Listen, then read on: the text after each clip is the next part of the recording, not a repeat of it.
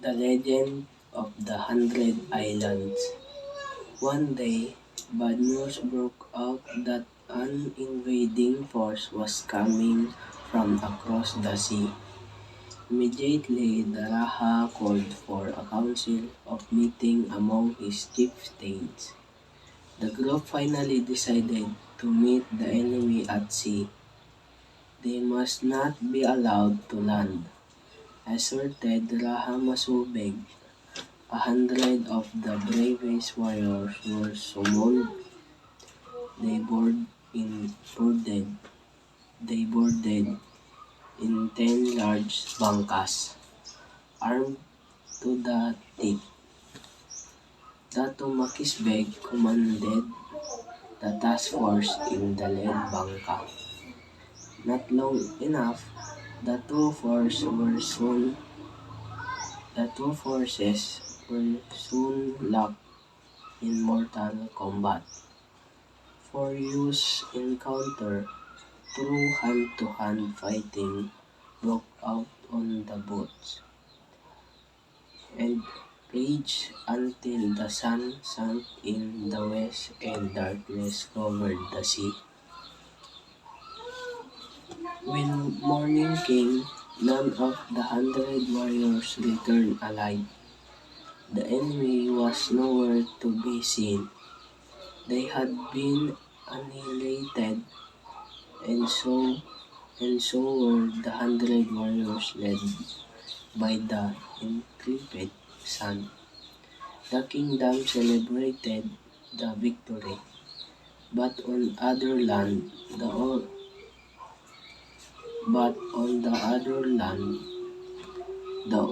Raja mourned for his son. Several days later, the townspeople were so surprised seeing a wonderful sight in the sea. They were so fascinated with the many tiny islands dotting the sea line. They were about there, there, there, there were about 100 of these islets. Some of the islands were shaped like overturned bangkas, while others looked like bodies of dead men floating in the sea. The people believed that these were the 100 warriors who had sacrificed their lives of, in defense of their home. For the people of Aluminous to remember them, the gods had immortalized them in the form of islands, so that they will watch over their native land forever. So what was the bad news about? Bad news, the invading force. Ano yung invading force? Invading force Welcome. will come. Kasi papunta sila malapit sa dagat. Then, what was decided after Raja Masubeg called for a council of meeting among his chieftains ay napagkasunduan nilang gawin. They decided to meet at the sea. They decided to meet the enemy at the sea. So what happened when the two forces met? Nangyari sa kanila? They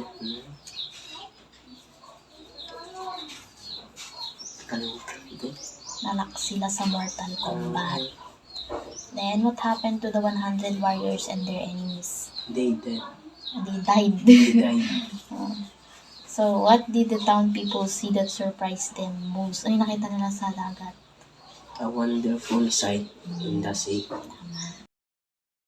Green Park sa bawat subdivision. Iginit kahapon ni Congresswoman Cynthia Villar ang garang pagsasabatas sa kanyang House Bill 1210 o Green Parks Act of 2004 na naglalayong magtatag ng mga green park sa lahat ng mga subdivision sa bansa para sa proteksyon ng kapaligiran lalo na sa mga syudad at lungsod. Ito ay matapos pagtibayin ng House Committee on Housing and Urban Development ang panukala ni Villar na nakahain ngayon sa mababang kapulungan ng Kongreso. Ang programang pabahay ng gobyerno ay dapat nabagayan ng malinis na kapaligiran. Kaya tama lamang na maglaan ang bawat subdivision maging ito ay residential, commercial at industrial ng bakanteng lote na pagtatanan ng mga puno at halaman upang ito ay maging parke. Ani Villar. Sa ilalim ng panukala, may higit sa 30 puno ang itatanim sa bawat ektaryang sakop ng isang subdivision. Kapag tuluyang naging batas, ang mga ito ay tayo ng subdivision bago pa man ang panukala ay masasakop na rin ng Green Parks Act.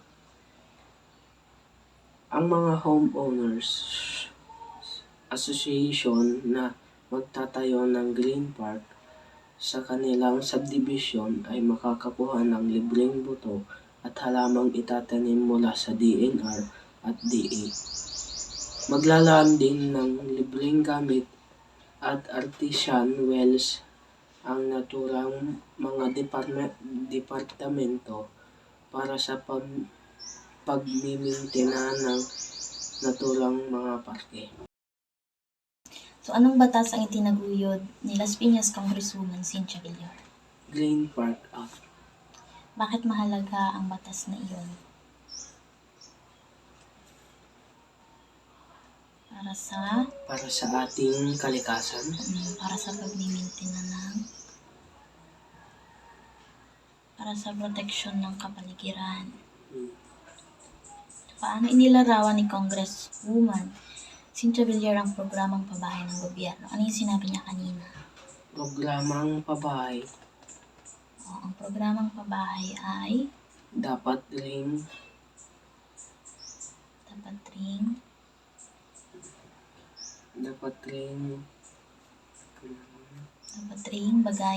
bagayan ng malinis na paligiran. Malinis na kapaligiran. So, sa paanong paraan sinusuportahan ng DENR ang mga homeowners association na magtatayo ng green parks? Paano nila sinusuportahan? Nagpapamigay sila ng libreng buto at halaman ay tatanim.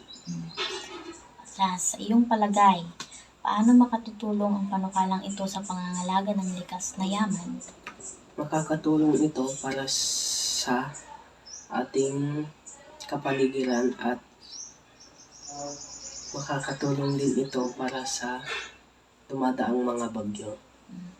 Sa paanong paraan kapag may bagyo, kapag may mga puno at halaman, paano niya tayo natutulungan sa mga bagyo, gano'n? Konti. Pag umuulan tumutulong siya para sumagipsip ng tubig. Tsaka din siya, maganda siya sa paningin, di ba, kapag may mga park. Tapos mas malinis yung paligid natin kapag